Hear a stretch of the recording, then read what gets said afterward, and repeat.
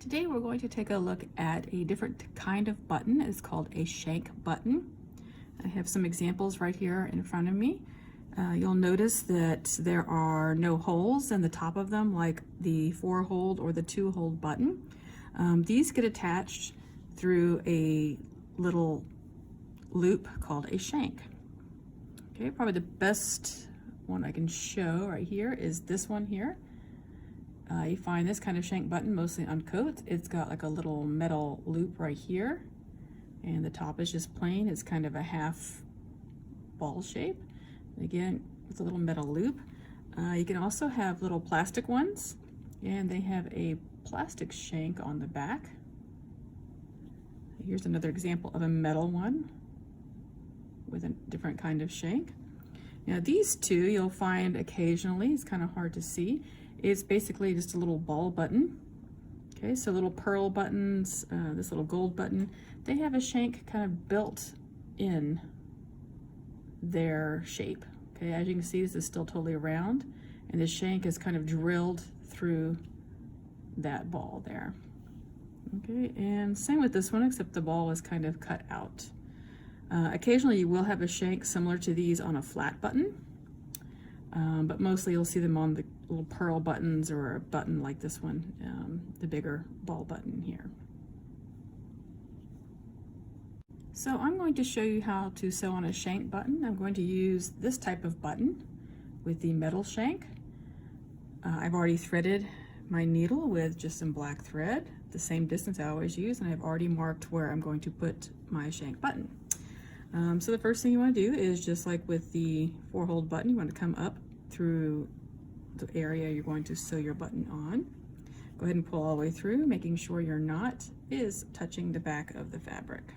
At this point, just like the other kind, you're going to thread your needle through that loop, pulling it through, and then you're going to simply, you can see on my, I kind of pulled it away a little bit. On my fabric, you're going to take just a stitch, a small stitch, to secure that button for its first stitch there. Okay, so you can kind of see it has gone through there. So what I'm going to do next is come up beside that, kind of where I started. Oops. Come up beside that, kind of where I started. Okay, I came right up on my dot again. Going to pull it through. I do want to kind of pull it kind of taut, not real tight. Okay, and it's still beside the button, and now I'm going to go through that button. Okay, through the shank, out to the other side, and now I'm going to put it back down through about where I put it the last time, and go back down. Okay, kind of pulling that a little bit. Okay, so I've gone through 2 times. Now again, I want to come up right about where that mark was, right beside the button. Come up again, pull through, and go back down through that shank. Drop the needle through the shank, pull through, and then I want to go back down right beside the other stitches. Okay, so that was 3, and then of course a 4th time.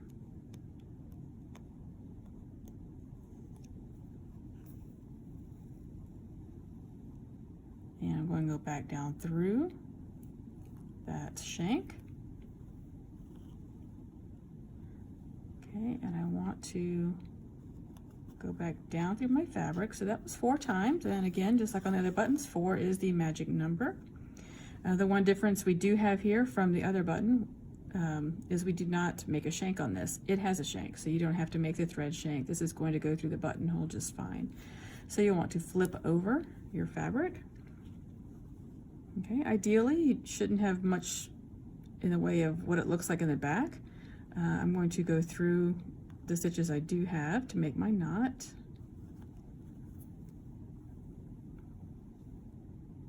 Okay, and we do it 2 times, just like we always do.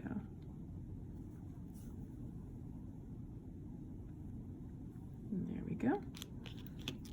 Whoops, cut your thread, and there you are. Got your button.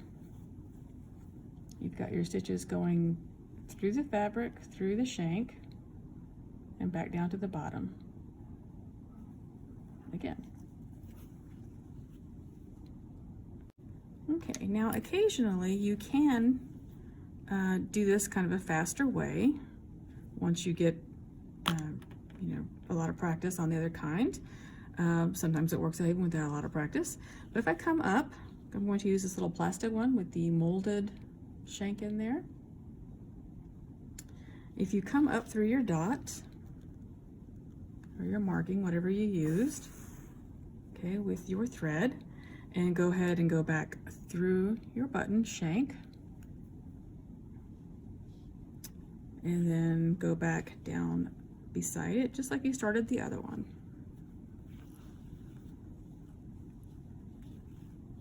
Okay, so I have my first stitch there. Now I'm going to flip it over.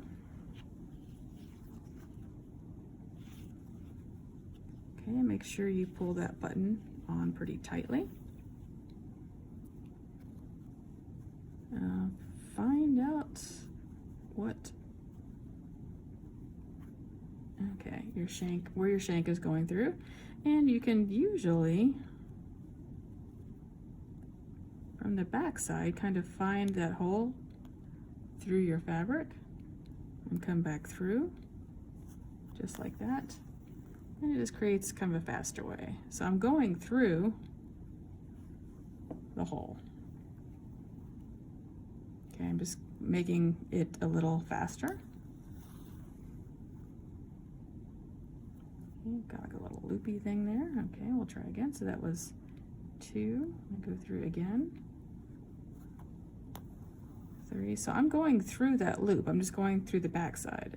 So I'm going through, going right through that loop. Oops, my needle just fell out. Let's try that again. Going through. And I don't know if you can see the needle going through there or not. It's kind of hard to see. And then I'm coming back up through my fabric on the other side. Okay, I'm going to do it one more time. And then I'm just going to knot off. I'm going to go through my threads to knot off. Okay, twice, just like every other time. Okay, so that was just kind of a quicker way to do the shank button. You do have to be careful not to pull too tight, but it is on there, just like this one is on there. Either way is correct. It's the same process, basically. This is just a quicker process.